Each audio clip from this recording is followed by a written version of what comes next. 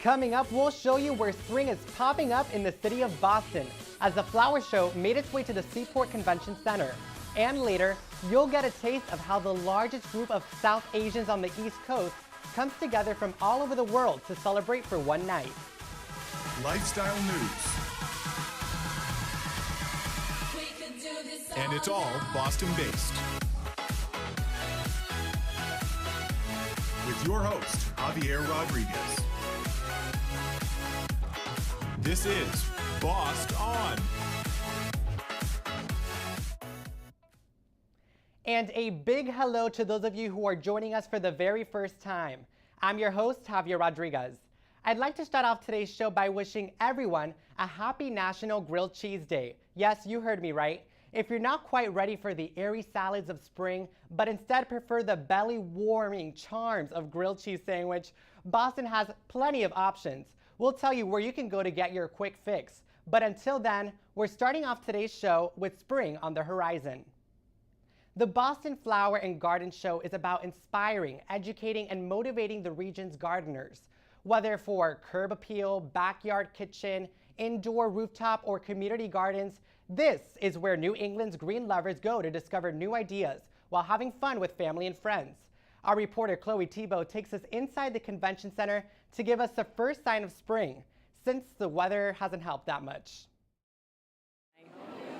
Driveway has snow drifts that are 6 feet tall. For Northeasterners like Meredith Smith, a taste of spring after a brutal winter can be just what's needed to bear the last few storms of this season. That's why so many people, young and old, came to the Boston Flower Show this year in the middle of March. We had a 3-day power outage, so it's nice to pretend it's spring for a little bit and get a jump on spring, right?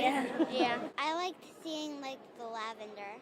Lavender? Why do you like the lavender? Because I like the smell of lavender. Whether you wanted to admire the flowers or to escape the upcoming blizzard forecast, everyone enjoyed some part of the exhibit. We need hope for spring, so I think this is a good reason enough to come out. And you loved it years ago and you wanted to go back. Yeah. This was my first flower show ever, so I have nothing to compare it to. I do like all of the garden art and sort of things and the chimes and stuff like that. But there's more to the Boston Flower Show than just a reminder that spring is on its way. Vendors were here all week to teach Boston residents about the importance of sourcing locally. Local honey builds up your immune system, so it's within a 200-mile radius, not 20 to 50 like people are told. Annette Berman has been raising honeybees and making honey for 20 years now. She started her hobby after finding out bees are in danger, but she realized the organic crop has even more benefits. A tablespoon of honey a day is great for your allergies, asthma, and arthritis, lowers your blood pressure, lowers your cholesterol. Just a good all-natural herb to have in your kitchen cabinet or your medicine cabinet. Well, growing should be local, right? I mean, you should be growing stuff that can live and thrive in your community. So I think local is, as with food systems and a lot of other systems, we should be thinking really locally. Annette and Becca agree that natural crops are the best way to achieve rich products and healthy environments. Bees pollinate 80% of our crops. If we lose our honeybees, we'll be losing all the color on our table, and all we'll have is wheat and gruel to survive off of, and that's really an alarming rate. Because there's 300,000 species of bees, but there's only 5 pollinators within the New England area. The most important thing people can do is just do as much to create habitat at home as possible. So even if they just plant one native plant next year, purple coneflower or milkweed or something, then they're sort of contributing. So take it upon yourself this spring to buy and grow more local products when the snow melts. Maybe you'll end up with a backyard as pretty as the flower show. For WEBN, I'm Chloe Tebow.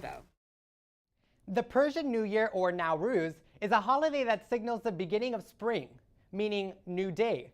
The ancient festival has been celebrated for centuries in Persia and now around the world. Boston's Museum of Fine Arts has put on Nowruz Festival for the past 6 years. Our reporter Christina Gesford takes us inside this year's celebration. It's in a way a universal language that I used in my songs to tell people that just connect to your inner child. Shuka Afshar is talking about her new musical project, Childhood. Shuka has been one of the main performers at the Museum of Fine Arts Nowruz Festival for the past 3 years. This year, she wanted to send a powerful message to the Boston community about Iranian culture. One of the reasons I created this music and given this opportunity is to let them know that we had fun in our childhood. First, I would love them to know that we have had regular lives like the other people. We don't live in the sand. Iran is not a desert. We have had the same experiences in life: happiness, sadness, hardship, easy moments, and that we have this amazing culture that, due to a lot of events in Iran, has been forgotten a little bit and has been suppressed. The MFA puts on the festival for that very reason. But the MFA wouldn't be able to do it alone. I think it's really important to have authentic partnerships and collaborations with people who actually celebrate Nowruz and actually are from Iran and are Iranian Americans. We really rely on people to provide the content. Farzaneh Falasoi is one of those people. But every single people, they celebrate Nowruz. They are coming here.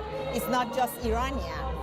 Some of them are Pakistani, some of them are Afghanistani, some of them are Tajikistani. Every country is celebrating Nowruz. They are coming here because now they get more popular. Farzaneh has witnessed that interest grow over the 3 years she's contributed to the festival. She designs a large-scale version of the traditional table setting called a half scene display. The half scene includes 7 things has to be on the table. And every single of them started with letter S, and every single of them has a meaning. For example, Seeb or apple represents health and Sabzi or grass represents nature. The half scene is an integral part of the custom. I'm happy that I got a chance to see the half scene because it's hard for students to gather everything for half scene, and it's good to see others. For Mona Jalal, the half scene is a reminder of the home she hasn't visited in over 4 years while studying in Boston. She says the festival also encouraged her to embrace the values of Nowruz. If we have a fight with someone, we try to resolve it before New Year. So they say try to start the New Year with a good heart, because if you don't do it, the bad luck or whatever you call it would persist. So a lot of people may not know about Nowruz if they're not Iranian or if they've never heard of it before. I didn't know about it until I started planning this 6 years ago, but I've learned so much, and it really helps to bridge gaps and bridge differences and bring people together. There may be snow on the ground in Boston, but it's here at the MFA where you can see the first signs of spring. And really, the Persian New Year is about more than just sunny skies and nice weather. It's about celebrating the start of something new. At the Museum of Fine Arts in Boston, I'm Christina Gesford for WEBN News. Boston is a hub that brings arts and culture together for some of the best and most memorable events. Speaking of which, we now go live to our reporter Jill Guerin to tell us just how Boston area students are coming together to show how their diversity can be celebrated in the most interesting of ways. Thanks, Javi. The Boston University Indian Club prides itself on allowing its members to celebrate their Indian and South Asian culture. The most recent event the club held was Mr. Boston.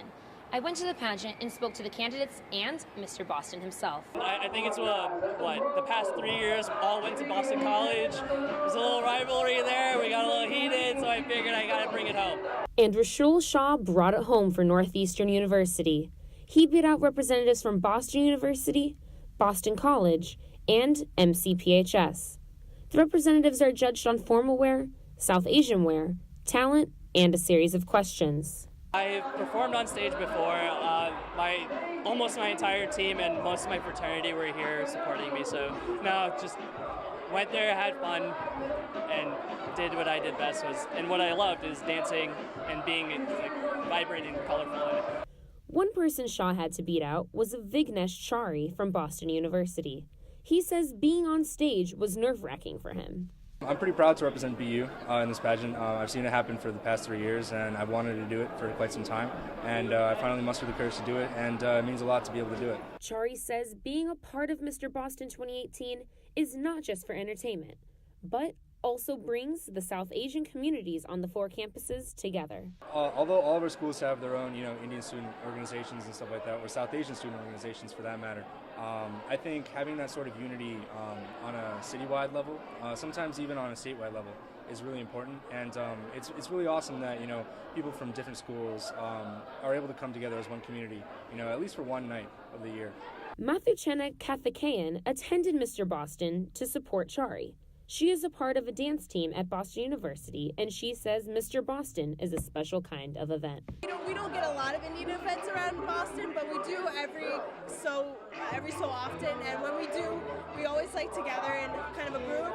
And as being part of a dance team, for instance, like we have a lot of Indian events together, like as a dance team, but coming together like all throughout Boston, that's different, you know. Northeastern University will look to defend the title next year when the 4 schools meet again for Mr. Boston 2019. Reporting live from Boston, I'm Jill Guerin. Thanks, Jill. When we return, we'll find out what events you're not going to want to miss this weekend.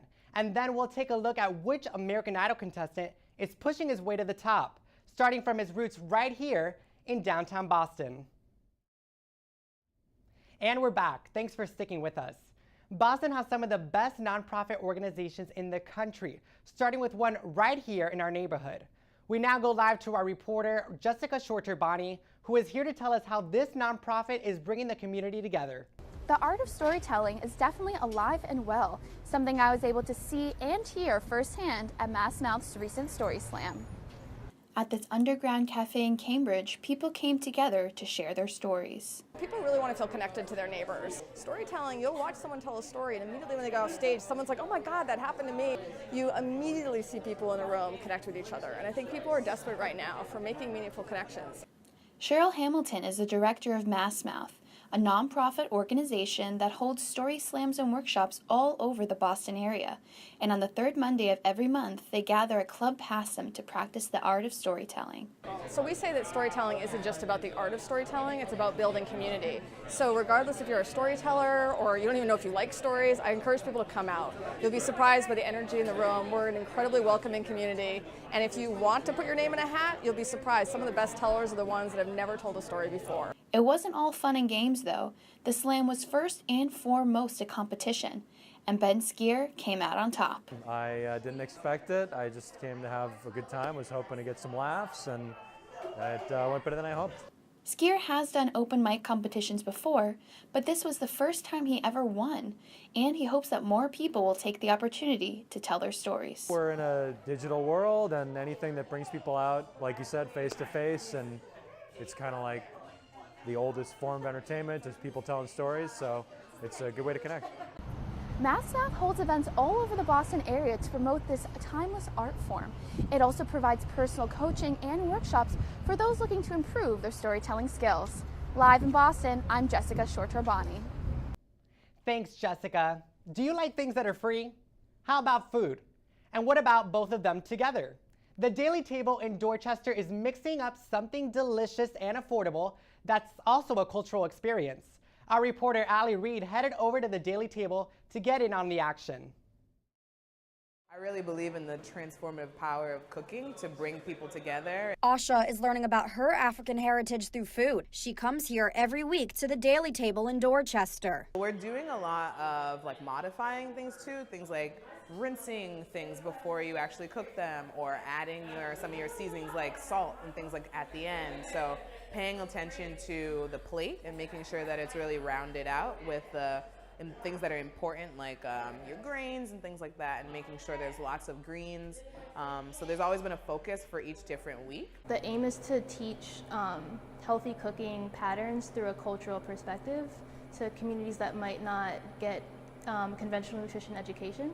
So it's kind of making nutrition education more relatable and understandable, and translating it in a way that people are really going to resonate with and kind of take home and carry with them moving forward. And don't assume that just because it's healthy means that it's not as good. I got into the action myself when I heard what they were going to be cooking up in the kitchen. The 2 recipes that they made were first a coconut Caribbean red beans. The second recipe was a black-eyed pea salad. And then before class started, I made a lentil dish with brown rice, so that at the end we were all able to try the different bean dishes with the rice. And while this program only runs for 6 weeks, the organization has plans to start a Latin heritage cooking class to continue sharing their knowledge on healthy eating initiatives. From the kitchen, Reid, WEBN News. We'll be sure to keep an eye out for the next 6-week cooking program. But until then, we have reporter Rob Way in studio to tell us what events you can attend this weekend that you're not going to want to miss. Rob? That's right, Javier. If you aren't super busy this weekend, you're definitely going to have a packed one now. Starting on Friday begins the 10-day annual Cambridge Science Festival in celebration of science, technology, engineering, arts, and math in Cambridge and New England. Every spring, the Cambridge Science Festival makes science accessible, engaging, and fun for everyone through a multifaceted, multicultural events.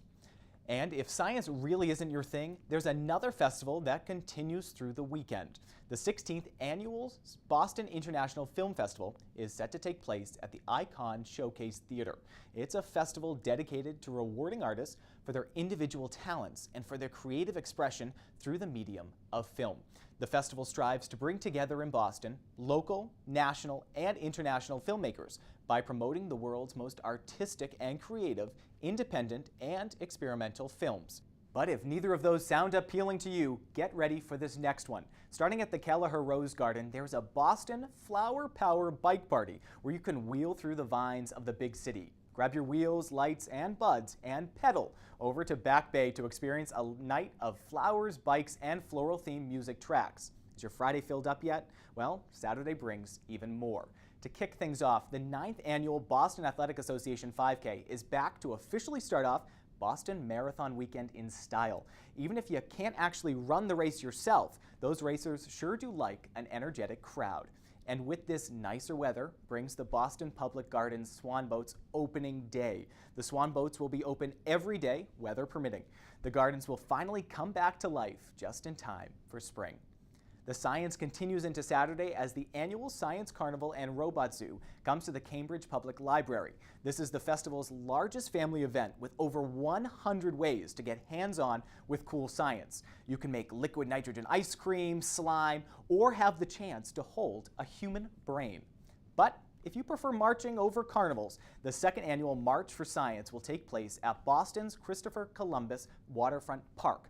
Speakers will include academic, professional, and political leaders representing the city's dynamic scientific community. The public event will offer opportunities to engage with activists from organizations that are fighting climate change, advocating for evidence-based policy, and promoting access to opportunities in the sciences for all. On Sunday, you have the opportunity to relive the night that launched the American Revolution. The Old North Foundation of Boston will host its 243rd annual Lantern Ceremony at the Old North Church in Boston's North End. And finally, while the weekend may come to an end, get ready for Monday as the 122nd Boston Marathon kicks off in Hopkinton, Massachusetts, and makes its way down Boylston Street for one of Boston's most historic events. Javier, back to you. I'll be sure to check some of those out. Thanks, Rob. But if you're looking to stay in this weekend, you might want to check out a few episodes of American Idol. Berkeley student Brandon Diaz recently auditioned for the popular reality TV show, and now he's in the top 24. Here's what he has to say. Aha! Hello, How hello. are you? How you Great doing? jacket, my friend. Thank you very much. How you doing? Loving that. So There you right go. there in the heart of the idol, right in the middle, right? Now tell us who you are. My name is Brandon Diaz. I am 21 years young, and I love it. From where? From Ashburn, Virginia. Every day the deficit grows. You spend more than you own. Papa always said to me, keep a close eye on your authority. I was very nervous that day because it was my abuela, is what we called her, grandmother. It was her birthday that day, and that was my father's mother, and she was my huge musical inspiration for me. So it was a very meaningful day, and for that to kind of fall on that day was really kind of cool. So it was emotional all over the place that day, and I was really like nervous leading up to it. I was like calling my girlfriend and like talking to her and just really worked up and talking to my parents. But right when I stepped into the room with the judges, I locked eyes with Katie, because you walk in, there's like this big pole right in front of you, and they have, of course, the camera right in your face. and I like saw her through like this little sliver, and like I locked eyes, and like all my nerves went away. Like it was just like that. Well, I think he's the best male singer we've seen so far, and Wow. I think he's top 10. So.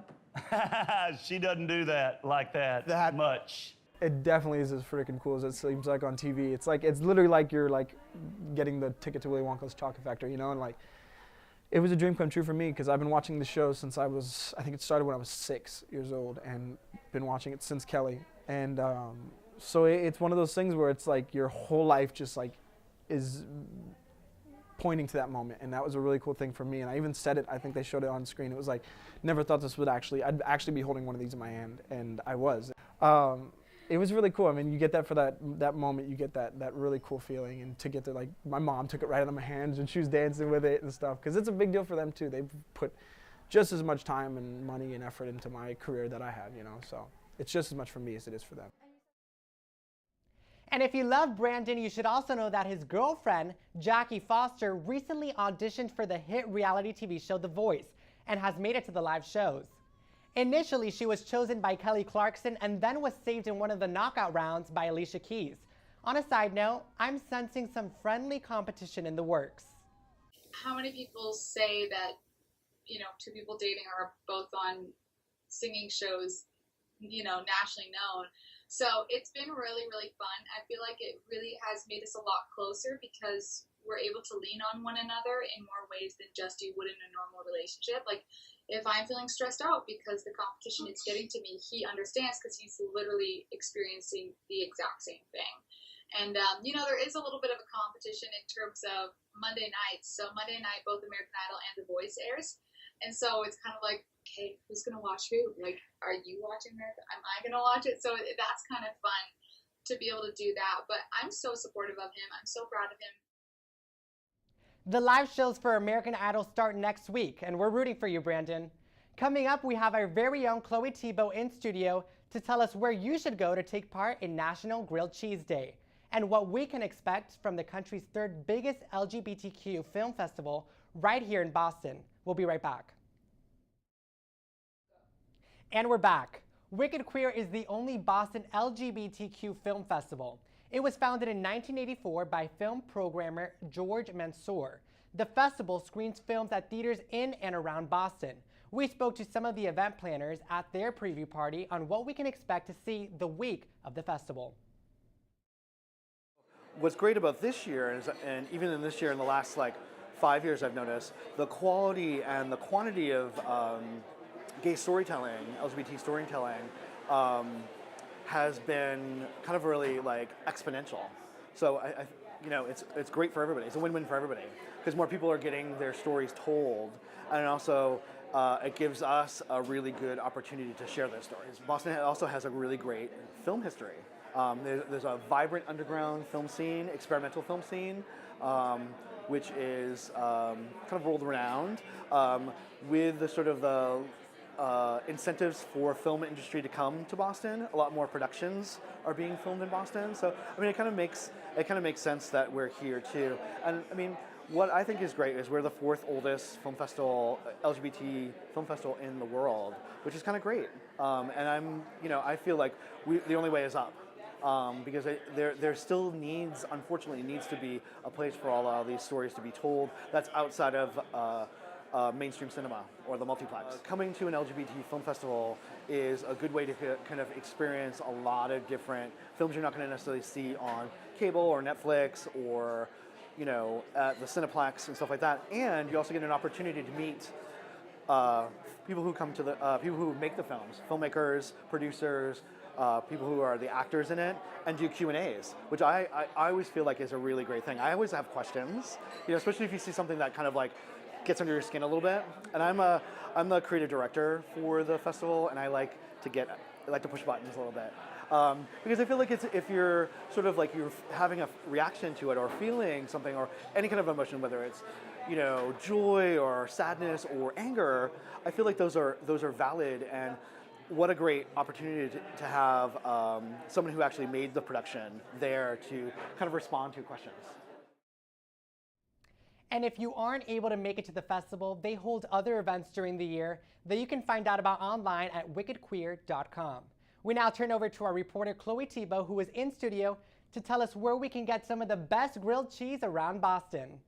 Thanks, Javier. If you've been looking for the perfect grilled cheese, look no further. I scoured the city to bring you 5 of the best grilled cheese sandwiches. Starting with number 1, we bring you to the Beehive. Usually you wouldn't want to mess with the classic recipe, but I've made an exception. This restaurant takes grilled cheese to a whole different level by pairing beef with a gooey fontina and farmhouse cheddar for its short rib grilled cheese. Up next, the Blunch restaurant is one of the hottest spots in the South End. You won't want to miss out on their Meltdown, a pressed sandwich of mozzarella, cheddar, Swiss, sharp boursin, and tomato on sourdough. And if you really want to be a Boston insider, head to Cuddy's. They make out-of-this-world sandwiches, and their grilled cheese is so good, they don't even put it on the menu. This secret item includes Mexican chorizo, house-made by Cuddy's own sausage maker, Garth. They use Iggy's French Pullman bread, Cabo 83 European-style butter, and Havarti cheese. Remember that those in the know asked to add chorizo. And if you're a fan of change, Deluxe Cafe is where you will want to head. A lot of things make Deluxe the South End neighborhood bar. From the funky decor and other much-loved menu items, you can't go wrong. But it's the Dynamite grilled cheese that takes the cake. Just don't get too attached to the one you scarfed down today. Every 2 months they change things up. Their current grilled cheese features whipped red pepper feta cheese with Kalamata olives and arugula on sourdough bread. And last, but certainly not least, if you're on the run and need a quick bite, there's always Roxy's food truck. You can find them all over the city at various locations throughout the day. And if you've ever had the pleasure of eating their green Munster, a mighty grilled slab of Munster, guacamole, and bacon, you'll know exactly why you have to go there. Happy National Grilled Cheese Day, everybody. That's all I have for you now. Back to you, Javier. Thanks, Chloe. And if you can't make it out to celebrate, a slice of bread, a few pieces of cheese, and a toaster oven should do the trick. This has all made me so hungry, so I'm gonna say goodbye for now. Thank you for watching WEBN Lifestyle Special, Bossed On. I'm your host, Javier Rodriguez. We'll see you next time.